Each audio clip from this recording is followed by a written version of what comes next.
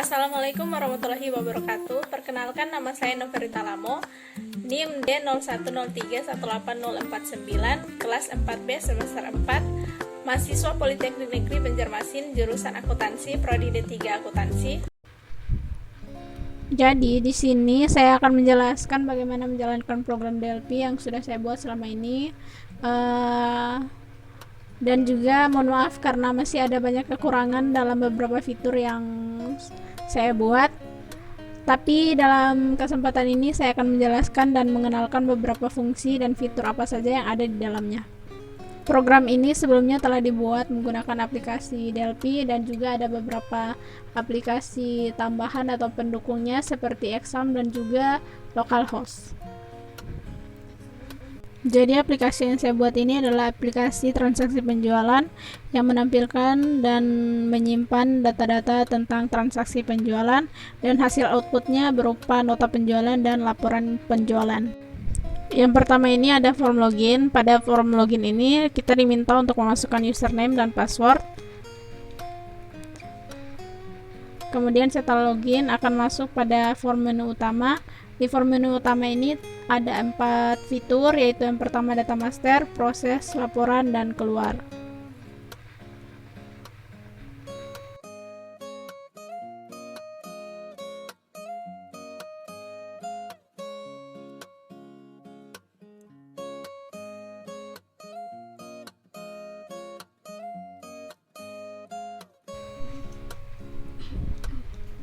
Pada data master ada 4 fitur, yaitu ada data karyawan, data pelanggan, dan juga data barang, dan yang terakhir data pengguna. Data karyawan yang pertama itu menampilkan karyawan, data-data karyawan. Nah, ini pada tampilan form data master karyawan, yang fitur di atasnya ada batal sama keluar, kemudian ada tombol tambah, simpan, ubah, sama hapus. Untuk tombol tambah yaitu menambahkan data karyawan. Di sini kita coba menambahkan data karyawannya. Yang pertama isi nama karyawan.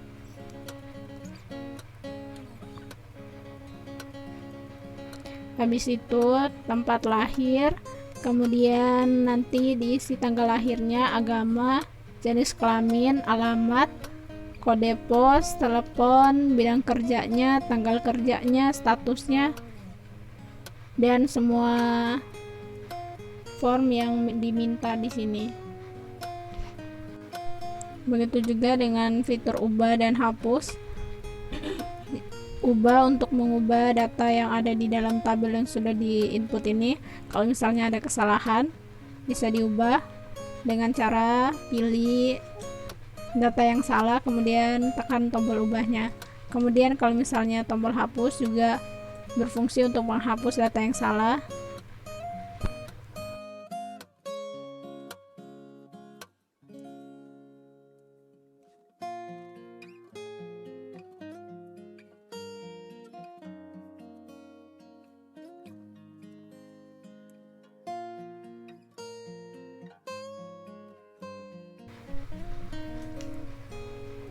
Di sini saya mencontohkan cara mengubahnya atau fitur tombol ubahnya dengan cara memilih datanya, kemudian tekan ubah.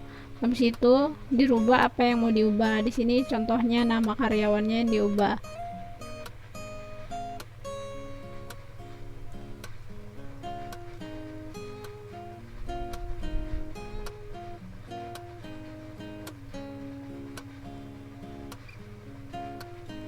Habis itu disimpan dan data berhasil dirubah.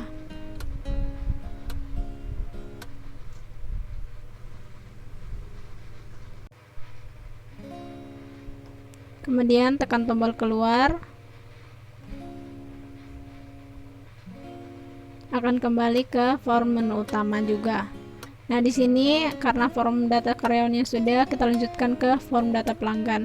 Data pelanggan ini menampilkan data-data para pelanggan dalam transaksi penjualan. Di sini juga ada tombol batal, tombol keluar, kemudian tambah, simpan, ubah, dan hapus juga. Fiturnya masih sama, tombol batal untuk membatalkan inputan, kemudian tombol keluar untuk keluar kembali ke form menu utama, tombol tambah untuk menambah data, simpan untuk menyimpan, ubah untuk mengubah kembali data yang mau diubah, dan hapus untuk menghapus. Di sini kita coba tambahkan datanya, yaitu tekan tombol tambah tadi, kemudian isi data-datanya, nama pelanggan, alamat, kota, sama nomor teleponnya.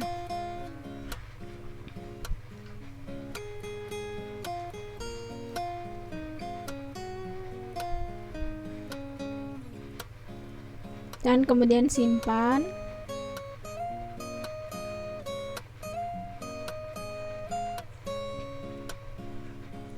Dan sistem penjualannya data berhasil disimpan. Di sini sudah ditampilkan di dalam tabel data yang baru saja diinput, yaitu nomor pelanggannya 007 yang terakhir. Kemudian kalau misalnya bisa diubah, tekan pilih saja, terus tekan tombol ubahnya dan silahkan diubah data yang mau diubah. Di sini yang diubah yaitu alamatnya dan berhasil disimpan datanya. Kemudian kalau misalnya mau menghapus, tekan saja langsung dan pilih tombol hapus dan data sudah berhasil dihapus. Di sini data yang tadi sudah dihapus. Kemudian kembali lagi dan keluar ke form menu utama. Selanjutnya yaitu form data barang. Di sini juga ada tombol batal dan keluar, kemudian tambah, simpan, dan juga ubah hapus. Fiturnya sama dan fungsinya juga masih sama. Tampilannya saja yang berbeda atau penyajian datanya yang berbeda, di mana yang di sini yaitu yang disajikan data barangnya, nama barang, jenis barang, merek barang, dan juga harga barangnya. Di sini kita coba tambahkan detail barangnya, yaitu nama barang berupa laptop, jenis barangnya peralatan elektronik, merek barangnya Samsung, harga barangnya 6 juta,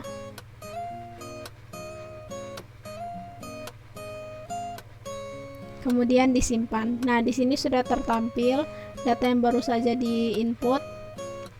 Kemudian kalau misalnya mau diubah, tinggal tekan aja datanya, kemudian pilih ubah dan silakan ubah apa yang mau diubah. Di sini yang diubah yaitu nama barangnya berupa HP, kemudian harganya dirubah menjadi 2 juta. Disimpan lagi dan data berhasil disimpan. Di sini datanya sudah terubah. Kalau misalnya mau dihapus, tinggal pilih dan hapus. Oke, data berhasil dihapus dan datanya sudah berhasil dihapus. Kemudian tombol keluar akan menampilkan kembali ke form menu utama. Selanjutnya kita lanjutkan ke data master pengguna. Di sini juga masih sama, ada fitur batal, keluar, tambah, simpan, ubah, sama hapus. Fitur yang ada ini masih sama fungsinya dengan sebelum-sebelumnya. Selanjutnya kita masuk pada yang kedua, yaitu pada menu proses. Di proses ini ada transaksi penjualan. Transaksi penjualan di dalamnya ada batal, keluar, dan juga ada tombol tambah. Dan yang paling bawah, mohon maaf karena tidak kelihatan, di bawah jumlah item ini ada tombol bottom, yaitu cetak nota. Nah, di sini ditampilkan form transaksi penjualan berupa transaksi penjualannya, yaitu ada informasi tokonya, kemudian detail transaksi ada, dan juga detail pelanggan. Nah, di sini ada tombol tambah, kemudian di bawahnya ada tabel yang menyajikan transaksi penjualan. Di sini kita coba tambahkan untuk transaksi penjualannya. Kita pilih tombol tambah, kemudian pilih tanggal transaksinya, habis itu masukkan kode pelanggannya dan nama pelanggan dan sebagainya sudah terisi secara otomatis. Kemudian di bawahnya kita isi kode barangnya dan kuantitasnya.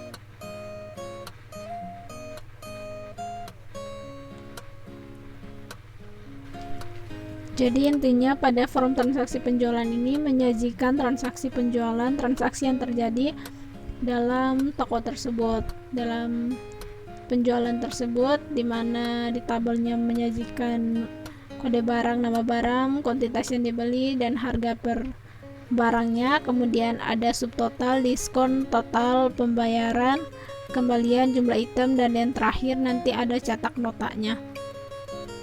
Setelah ditekan tombol keluar, akan kembali ke form menu utama, dan yang terakhir kita buka di laporan. Di sini mohon maaf tidak disajikan laporannya dalam bentuk inputannya karena ada beberapa permasalahan sehingga tidak ditampilkan.